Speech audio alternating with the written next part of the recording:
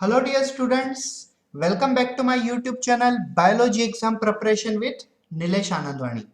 Today I have brought you one of the most important topic of this lesson, that is development of embryo post fertilization changes. मैं आप लोगों के सामने आज जो topic लेके आया हूँ उसका नाम है development of embryo post fertilization changes.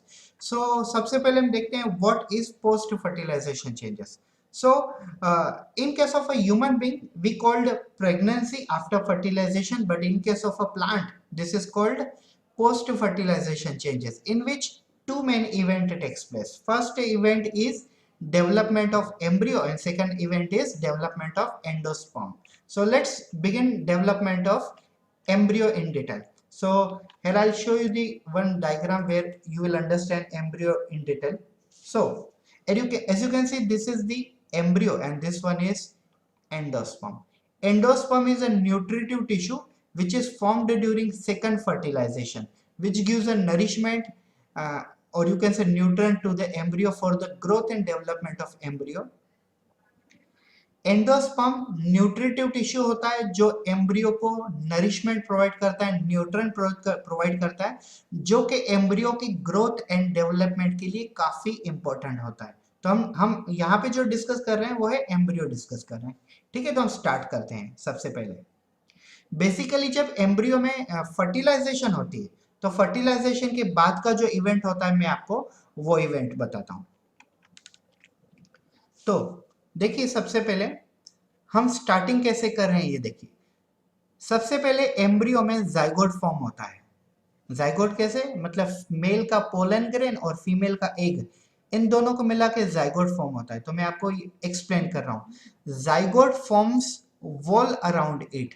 Zygote forms wall around it and converted into oospore. मतलब आप समझ लीजिए एक छोटा सा सर्कुलर सेल है, मान लो आप यही कंसिडर कर लीजिए, ये छोटा सा सर्कुलर सेल है, इसे हम कहते हैं जाइगोट. जाइगोट के ऊपर एक वॉल तैयार होती है जिसे हम कहते हैं oospore.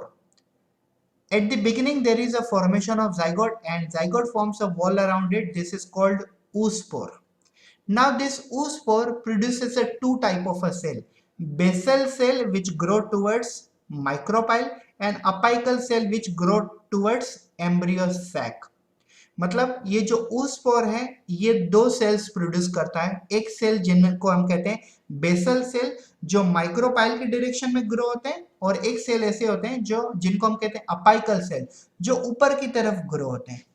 फिर basal cell and apical cell until the formation of other part embryo is called as a proembryo. जब तक एम्ब्रियो में दूसरे पार्ट्स प्रोड्यूस नहीं होते हैं अपाइकल और बेसल सेल के अलावा. ठीक है, मतलब अपाइकल सेल जो ऊपर है और बेसल सेल जो नीचे है, इन दोनों को छोड़ के जब तक एम्ब्रियो में दूसरे पार्ट्स नहीं प्रोड्यूस होते हैं तब तक हम एम्ब्रियो को कहेंगे प्रो एम्ब्रियो. क्या कहेंगे? Proembryo. फिर उसके बाद क्या होता है, basal cell start producing a new cell and these cells are around 8 in number. These cells are called suspensor cell and they are also known as octamer. As you can see, 1 2 3 4 5 6 7 and 8. These are 8 in number, therefore these cells are called octamer and they are also called suspensor cell. बाद में क्या होता है, ये जो basal cells हैं, basal cells 8 cells produce करते हैं. Basal cell generally 8 cells produce करते हैं. ये इन सेल्स को हम कहते हैं सस्पेंसर सेल्स. ऑल्सो इनको हम ऑक्टामर भी कहते हैं. ऑक्टामर क्योंकि ये 8 है और सस्पेंसर सेल इनका नाम है. फिर क्या होता है देखो, all the suspensor cell are flat. सभी के सस्पेंसर सेल फ्लैट होते हैं. And then when all this suspensor cell basically move upside to carry the embryo upside. जब ये सस्पेंसर एम्ब्रियो को ऊपर की तरफ धकेलते हैं, लेकिन हमें पता है ऊपर की तरफ देखिए कहीं जगह ही नहीं है, तो एम्ब्रियो कहाँ बेंड करेगा? एम्ब्रियो साइड में बेंड करेगा, मतलब इस वाली डायरेक्शन में. और यहाँ पे ऑलरेडी क्या अवेलेबल है, यहाँ पे एंडोस्पर्म मतलब एम्ब्रियो का टिफिन अवेलेबल है, लंच बॉक्स अवेलेबल है, मतलब एम्ब्रियो का न्यूट्रिशन अवेलेबल है. ठीक है, सिंपल लैंग्वेज यूज करने का फायदा ये होता है कि आपको प्रॉपरली ये चीजें समझ में आती है. देखिए ये है एम्ब्रियो. जब सस्पेंसर सेल एम्ब्रियो को ऊपर की तरफ मूव करेंगे तो एम्ब्रियो को ऊपर जगह ना होने के कारण एम्ब्रियो इस डायरेक्शन में बेंट होगा और यहाँ पे ऑलरेडी क्या है, यहाँ पे ऑलरेडी एंडोस्पर्म है जो न्यूट्रिशन एक प्रकार का एम्ब्रियो का। सो जैसे ही एम्ब्रियो यहाँ पे बेंट होते हैं तो ये न्यूट्रेंट एब्जॉर्ब करते हैं और न्यूट्रेंट एब्जॉर्ब करने के बाद इनकी साइज काफी बड़ी हो जाती है। अब आपको ये देखिए, ये घोड़े मतलब ये कैसे दिख रहा है, ये एक्चुअली घोड़े के नाल के जैसे दिख रहा है, पता है। घोड़े की नाल मतलब घोड़ों को जो पैर में पहनाया जाता है उसे हम कहते हैं घोड़े की नाल। सो ये एक्चुअली साइंटिफिकली प्रूफ मैं आपको आगे बढ़ाता हूँ, ठीक है। तो ये जैसे एम्ब्रियो काफी बड़ा हो जाता है न्यूट्रन एब्जॉर्ब करने के बाद, तो एम्ब्रियो पहले कैसे दिखता है, हॉर्स शू शेप दिखता है, और उसके बाद एम्ब्रियो कैसे दिखता है, हार्ट शेप दिखता है। क्लियर? नहीं, एम्ब्रियो सबसे पहले कैसे दिखेगा, एम्ब्रियो सबसे पहले कैसे दिखेगा, एम्ब्रियो सबसे पहले हार्ट के जैसे दिखेगा, और उसके बाद उसकी शेप कैसी हो जाएगी, ऐसी हॉर्स के शू शेप जैसी, ठीक है।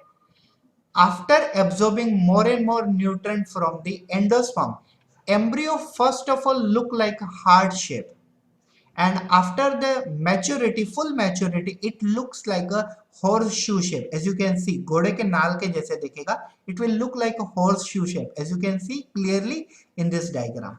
Now, after getting matured, embryo produces two parts. One is a plumule, second one is radicle. In case of dicotyledon, so plumule will go upside and will make a shoot system. Radicle will go downside and will make a root system. Likewise, in case of dicotyledon, in case of monocotyledon, this epicotyledon means plumule and hypocotyledon means radicle. Both will produce from same part. Embryo जब fully mature हो जाएगा तो dicot में एक parts बनेगा, plumule जैसे shoot बनता है और एक रेडिकल जैसे रूट बनता है, लेकिन मोनोकोट में प्लूमोल और रेडिकल दोनों एक ही पार्ट में से निकलते हैं, तो वो होता है मोनोकोट। तो ये था हमारा development of embryo. I hope सो आप लोगों को वीडियो पसंद आई होगी। अगर आप लोगों के लिए वीडियो वैल्यूएबल थी, अगर आप लोग हिंदी और इंग्लिश दोनों लैंग्वेज में परफेक्टली अगर आपने एम्ब्रियो समझ लिया तो प्लीज लाइक कर दीजिए, सब्सक्राइब कर दीजिए चैनल को, और आगे नई वीडियो आपके पास आने के लिए आप लोगों को बेल आइकन दबाना होगा। So thank you so much for watching this video. Have a good day. Hello everyone, welcome back to my YouTube channel. My name is Professor Nilesh Anandwani and I welcome you from my YouTube channel Biology Exam Preparation with Nilesh Anandwani. Today we have came here to discuss about the topic called development of endosperm, which is post fertilization changes. Actually post fertilization changes का मतलब क्या होता है, जैसे human being में fertilisation के बाद pregnancy होती है, वैसे ही प्लांट में स्पेशली एंजियोस्पर्म में हम फर्टिलाइजेशन के बाद के प्रोसेस को हम कहते हैं पोस्ट फर्टिलाइजेशन चेंजेस, मतलब फर्टिलाइजेशन के बाद की प्रोसेस। तो इस टॉपिक में हम जो डिस्कस करने वाले हैं वो है डेवलपमेंट ऑफ एंडोस्पर्म, ठीक है। तो सबसे पहले देखिए एंडोस्पर्म और एम्ब्रियो में क्या फर्क है। ये वाला जो है एम्ब्रियो, ये मैं आपको बता रहा हूँ स्पेशली किसका, ये आपको मैं बता रहा हूँ कॉर्न का, ठीक है। कॉर्न मतलब मेज में कैसे होता है, तो मेज के अगर आप सिंगल सीड को कंसीडर करो तो इस सीड में आपको ये दिखेगा एक एम्ब्रियो, और उसके आसपास जितना भी दिखेगा आपको ये पूरा न्यूट्रिशन है, जैसे हम कहते हैं एंडोस्पर्म, ठीक है। तो चलिए डिस्कस करते हैं क्या होता है endosperm. Endosperm is nothing but nutritive tissue which is produced during the second fertilization, which is produced during second fertilization in case of angiosperm. Endosperm एक न्यूट्रिटिव टिश्यू होता है जो सेकंड फर्टिलाइजेशन के पीरियड में एंडोस्पर्म में produce होता है। Endosperm is formed during second fertilization और you can say triple fusion.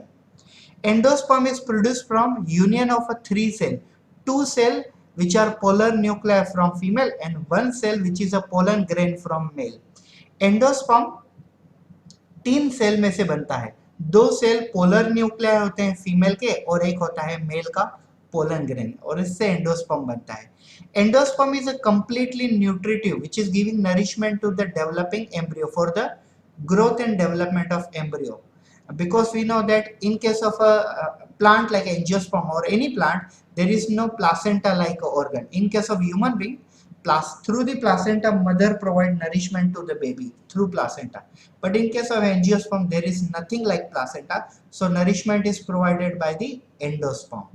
Okay, सो जैसे हमें पता है कि प्लांट में ह्यूमन बीइंग के जैसे प्लासेंटा और एम्बिलिकल कॉर्ड जैसा कुछ नहीं होता, तो प्लांट में नरिशमेंट किसके थ्रू पहुंचाया जाता है? एंडोस्पर्म इस न्यूट्रिटिव टिश्यू के थ्रू पहुंचाया जाता है। अब मैं आपको दो चीजें इंपॉर्टेंट बातें बता देता हूं, ठीक है? और वो दो चीजें हैं,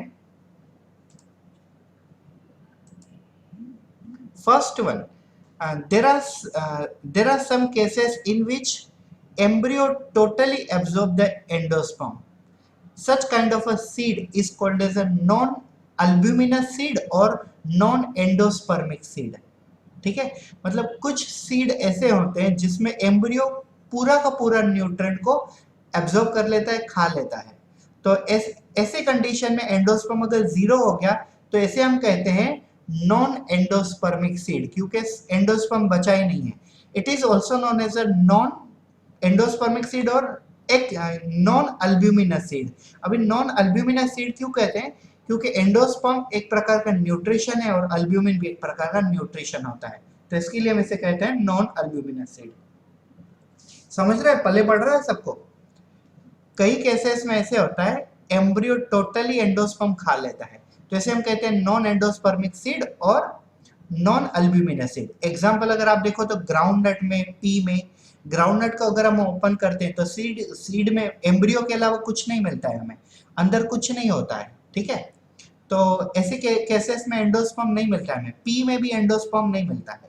और दूसरे होते हैं एंडोस्पर्मिक सीड, मतलब there are certain cases in which embryo do not consume endosperm totally. कुछ ऐसे केसेस होते हैं जिसमें एम्ब्रियो टोटली एंडोस्पर्म को नहीं खाते हैं, तो इन केसेस को हम कहते हैं, यस, इनको हम कहते हैं एंडोस्पर्मिक सीड और also known as a albuminous seed. So this is about endosperm. मैं आपको कुछ एग्जांपल बताता हूँ। सी ये भी, ये देखिए कर्नल है, ये भी एंडोस्पर्म है, और ये तो मैं आपको स्टार्टिंग से ही मैंने आपको बताया। See, this is the this one is totally the embryo. Sorry, this one is totally the endosperm, and this is the cotyledon, which is a part of embryo.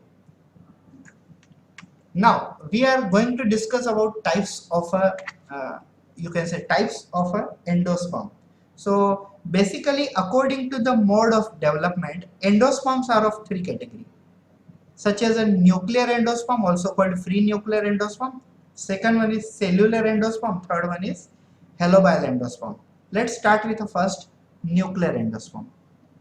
In this type of endosperm, nucleus first undergo nuclear division, which we called karyokinesis, and this result into the formation of large number of this triploid nuclei, which suspend into cytoplasm and later on wall formation around takes place.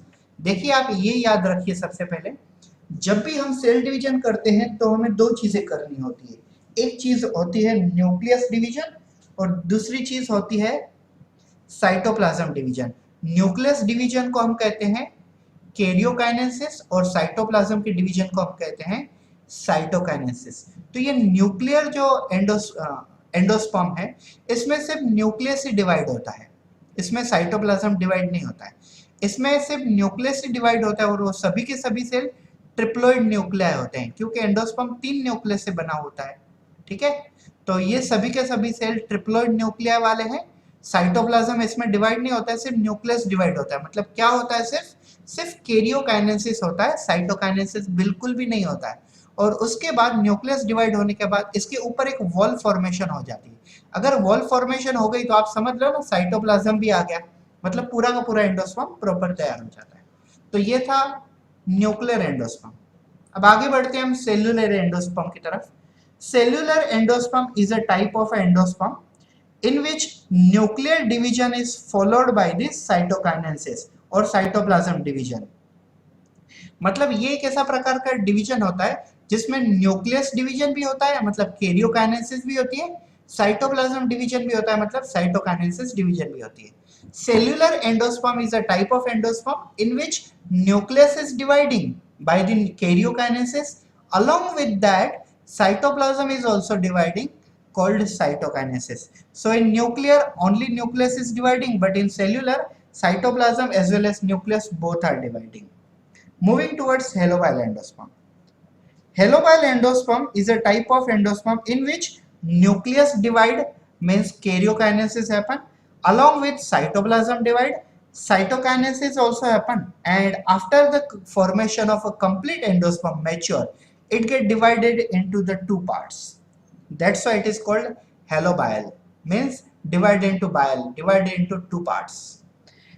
हेलोबाइल endosperm एक ऐसा प्रकार का endosperm है जिसमें nucleus division होता है, मतलब karyokinesis होता है, जिसमें साइटोप्लाज्मिक डिवीजन भी होता है, साइटोप्लाज्म भी डिवाइड होते हैं, और फाइनली इसमें मैच्योर होने के बाद ये एंडोस्पर्म दो टुकड़ों में डिवाइड हो जाता है। जैसे आपको बीच में लाइन दिख रही है, इस लाइन से ये दो एंडोस्पर्म, एक एंडोस्पर्म दो पार्ट्स में डिवाइड हो जाता है। So this concept is called helobial endosperm. Yes, so ये था हमारा topic endosperm. I hope so आपको ये पूरा का पूरा टॉपिक एंडोस्पर्म समझ गया होगा। अगर किसी को कुछ प्रॉब्लम है तो आप मुझे कमेंट सेक्शन में क्वेश्चन पूछ सकते हैं। ओके, प्लीज वीडियो को लाइक कर दीजिएगा, शेयर कर दीजिए अपने फ्रेंड सर्कल में, और सब्सक्राइब करके बेल आइकन दबाना ना भूलें। Thank you so much.